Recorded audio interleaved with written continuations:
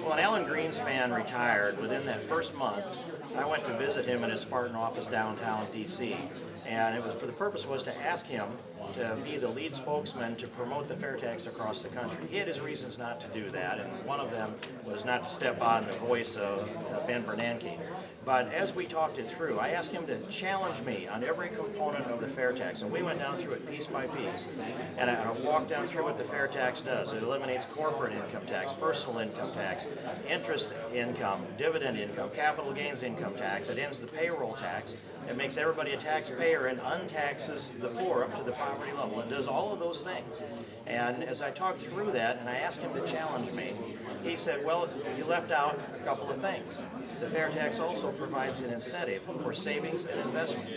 Now, if you add that to what you're saying, then keep saying what you're saying. It all holds up. And this is not an economic question. Serious economists will not disagree on what good the fair tax does. But it is a political question instead. And so I've just taken that dialogue and compressed it down into this. The fair tax does everything good that anybody's tax proposal does that is good. It does them all, and it does them all better. So we've got to resolve the political question, not the economic question. If America is to come out of this downward spiral that we're in, to get us out of this flat trough that's been created by overspending and irresponsible growth of government, we need the fair tax. We need to take the tax off of productivity, stop punishing the producers in America, put it over on consumption, whether it's incentive for savings and investment.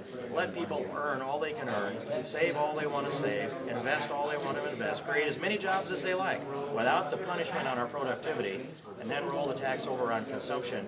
This nation will lift itself up and it will outcompete anybody in the world. It solves the other problems too, such as the trade deficit that we have. The fair tax gives us a 28% marketing advantage over products that are made overseas. So those Mazdas that are coming into the United States from Japan, instead that'll be Fords going to Japan. Those things and many more the fair tax does, including that idea of making a taxpayer out of everybody in America so they buy into this constitutional republic. Think about little Johnny growing up and going in to buy a box of Skittles. He has to put a couple dimes up there for Uncle Sam. He will know that the federal government is expensive.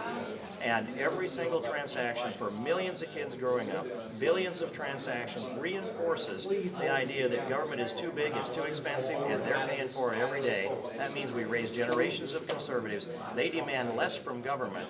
When they demand less from government, our government gets smaller instead of larger, taxes go down, and freedom and liberty goes up. That's just some of the good things that the fair tax does. It does everything good that everybody's tax proposal does that is good. It does them all, and it does them all better.